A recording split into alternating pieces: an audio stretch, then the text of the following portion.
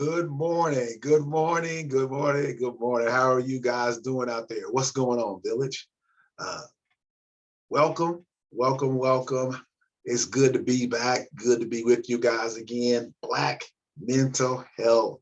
Glad to talk to you guys again. Hopefully, y'all are doing excellent out there. You're making the best of each day, each moment. Obviously, I'm so proud of you. So I just want to share that with you before we get started today. Greetings and welcome from the land of mental health. This is the Black Mental Health Channel, where we talk about all things related to mental health, emotional wellness, as it relates to Black people and the Black community, African Americans as a whole. The purpose of this channel is very obvious, right? We want to reach out, have these difficult conversations, talking about mental health, mental wellness, well-being, all of those things. And so we can make sure that you are being the best version of yourselves. Allow me to introduce myself. Ricky. My name is Harold Rayfield. I am a licensed professional counselor and therapist based here, coming to you live from Oklahoma City. Spring Eternal Behavioral Health is where I work, where I reside. I am a licensed professional counselor in the states of Oklahoma, Texas, and Georgia.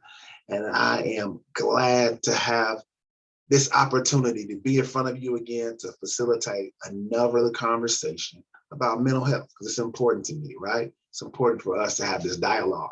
So before we get going, I want you to do me a favor, like the video, subscribe to the channel, hit the notifications button so that you will be aware of all the videos that we have coming to you.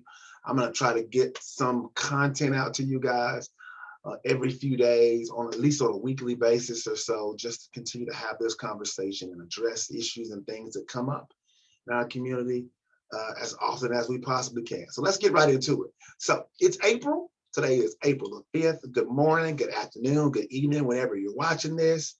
We just got done last week with the last week of March, and that was Developmental Awareness and Developmental Disabilities Awareness Week. Got done with that this past weekend. We had a World Autism Day, so that is an opportunity for us to acknowledge those individuals, those kids, those adults, those people, those teenagers dealing with autism and what that means. Please, please, please, if you know somebody, you have somebody in your family, if you work with someone with a developmental disability or autism, please do yourself a favor, right?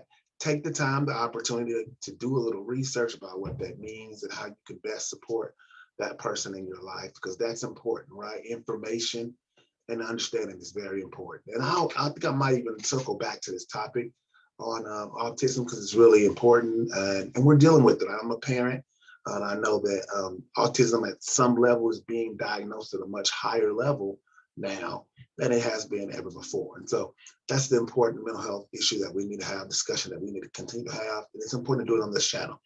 We will address that. Today, I wanted to do something a little bit different, right? Because, man, it is life imitating art, art imitating life.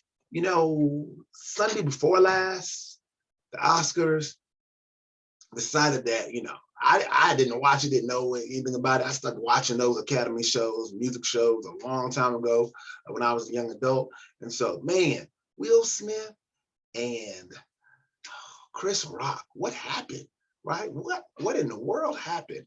And so initially I was a little concerned if it was fake or if it was pre-orchestrated and all those details. And then so I just kind of stayed away from it, wanted to process, look at some different things, see how it kind of shook out last week. And so obviously it looks like it was a real thing. It's been all over social media. So we've been talking about it a little bit in the group, talking about it with your friends, with your coworkers, the water cooler. Decided to have the conversation here. So we're going to switch up, do things a little bit different, a little bit of pop culture talk, right? Because I think it's important. Initially, when I saw the video, I was like, what in the world is going on? And then I kind of looked at Will, kind of looked at Jada, saw how she reacted, and that prompted something in him to make a response. And so I just have 3 quick things that I wanted to address. So bear with me. Please leave a comment down below. What did you think? I mean, how do you feel about it? What reaction did you have in regards to that situation? All right. And so a couple of quick points. The first thing that I wanted to address was Was Will right? What do you think? Leave a comment. Tell me your opinion. Was he right? Oh, man, that's a hard one. It's a really hard one. You know what I mean? Because I think in one instance, you want to be able to defend your spouse, defend a family member, a friend, a loved one. However, I feel like maybe the actual decision making was not accurate, right? So from a counseling standpoint, a therapist standpoint, we always talk about choices and behavior with mental health. And for me, it looked like the decision to address it that way was definitely not appropriate for the context, for the situation, for the environment that they were in, right? It's okay to defend somebody that you love. It's okay to be upset or angry, right? Because feelings are important. They're valid, they're yours, right? And so they mean something. However, you do not have the right necessarily to always emote or respond to your emotions based upon what you think, right? You can't become a prisoner of the moment because sometimes your feelings will betray you. You may feel one way, which may prompt you to respond a different way, but the consequences are so much bigger than your initial choice and your initial feeling. And so my initial thought was, man, like, okay, maybe you need to handle up on that, bro, because hey, man, if that was my wife, I would definitely want to go defend her, but I don't know about physically putting my hands on somebody that hasn't physically attacked or created a safety issue or concern for me and my family. So in my opinion, I don't think it was the right choice, the right decision at that time. And then if you look at social media, like it has been a weird response. You know, there's half of the people saying, hey, yeah, I would have did that. You know, that's how you should respond, right? You come for me, you come for mine. My spouse better stand up for me. And I'm a little alarmed at some of the responses about how we should handle certain situations that may not be physically aggressive in nature. We talk a lot about this, especially with the professional world, the business world, the professional atmosphere of corporate America, microaggressions. We talk about it all the time. And it feels like this is a situation where Chris had a joke, whether it was meditated or it was off the cuff, I'm not for sure, but I feel like he's a pretty calculated guy. And there may be some history behind his comment. And so it was definitely a passive aggressive joke, and it was not received well. I'm glad that Chris has taken responsibility for his actions, I guess, and the implications, the impact of what his joke kind of led to. So I'm glad that he took responsibility on his end, but I don't know. Microaggressions can be difficult to receive, right, in love and friendship. And so therefore we got an explosive behavior. So that's part one, was Will right? Leave a comment. Part two of it, right? Was the audience right? What, what was the deal? Like, why does he still get to be on the show after he just slapped somebody? And the audience gave him a standing ovation? What is that about? And then that led to a justification of Will after receiving the award for his behavior, his actions. Like that was like it was okay to be physically aggressive to another human being for the sake of being a protector, right? Which didn't feel like a physically aggressive or violent situation, but he got up, then he justified his actions as that it was okay. And so what do you guys think? I'm a little indifferent about it. I feel some kind of way, right? Not just because it was one human being physically assaulting another human being, but then the response that the audience gave was not what I thought, right? If it was your wife, your son, your daughter, your husband, your parent on the stage, would it be okay for somebody to come up and smack the mess out of him? And then you would be okay with the audience giving a standing ovation? Man, I don't know. Like, what does that say about us? What does that say about our society? I'm just not sure, right? And the response on social media from the public outcries have been a little all over the place, a little crazy, right? And it's like, are we so, as a community, as people, as Americans, are we so gung-ho about physical aggression and fighting that we now justify it? We think it's okay, it's appropriate to do that to somebody else? I'm just not for sure if that's a good look. More importantly, I have to think in my mind, like, are they applauding because they think it's okay? Right. It's the conspiracy. It's the conspiracy to me, right? Are people okay with another black man slapping another black man in the name of protection, emotional protection? Is that what this is? Is it like, as long as it was a black guy assault another black guy, hey, it's okay. Hey man, he's doing the right thing. Good job. What if it would Will have done that if he wasn't a black man, right?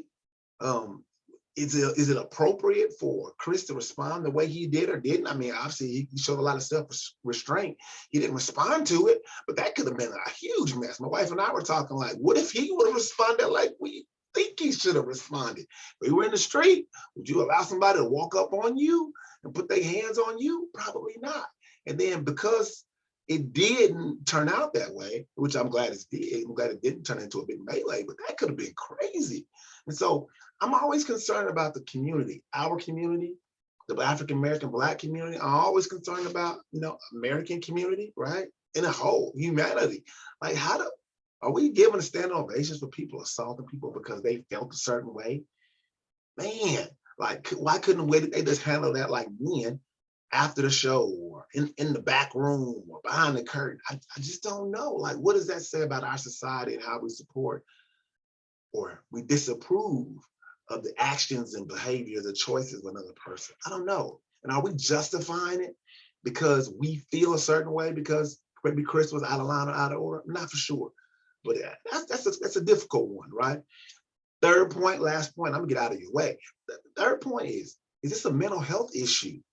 And I feel like it is, right? Now, I took a week or so, I didn't want to respond because I'm not, this channel is about mental health, mental wellness, emotional well-being for all people, and specifically African Americans. So I really didn't want to like respond to a pop culture thing that's going on. But then I started like reading it and people were saying, hey man, is Will having some emotional issues? We know that trauma is a big deal and emotional trauma is a big deal. You guys out there, you know that emotional trauma, family trauma, it's a real thing, right? And so we know that as a couple, they've been really struggling from a parenting standpoint with their own kids, from a cultural public eye standpoint, from a marriage standpoint. They've been struggling with a lot of different principles and values over the last couple of years with the whole entanglement thing. And so, man, it just kind of felt like Will was kind of at his breaking point. Like he had reached enough of the public criticism and the mockery of his wife, of his situation, of his family, and he just kind of snapped. So in my mind, I'm not for sure if there was substance abuse issues or addiction. I'm not for sure what was going on, but from an emotional health standpoint, it definitely feels like this is an issue that needs to be addressed, and hopefully he's getting help for it. Hopefully somebody's reaching out to him and trying to figure out what's going on, what's his mindset moving forward, so that we don't want this problem or situation to escalate into a bigger thing, right? We want all parties to be healthy and be able to walk away from this and learn.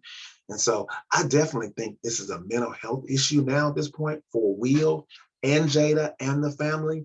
I think it's time to get professional help, professional support involved if they haven't already been. So hopefully they do, and they are connected with somebody who they trust, who can help them kind of navigate these deep waters from a personal standpoint as a couple, as a family, and then also as a public figure, right? They're going to need somebody to help them kind of navigate what happens next in their careers and their personal lives, and kind of having those boundaries moving forward. So definitely a big deal. It's a little bit different of shifts for us on this channel, but I thought it would be appropriate because it's life and it's real life and it's happening real time. And it's about mental health, right? And it's about our well-being as individuals, as human beings, and also for our community and African Americans. So thank you for your time. Leave me a comment. Don't forget to join our Facebook group, Black Mental Health. We have these type of topics, conversations all the time, and we would love to hear your opinion, your thought, your insight moving forward.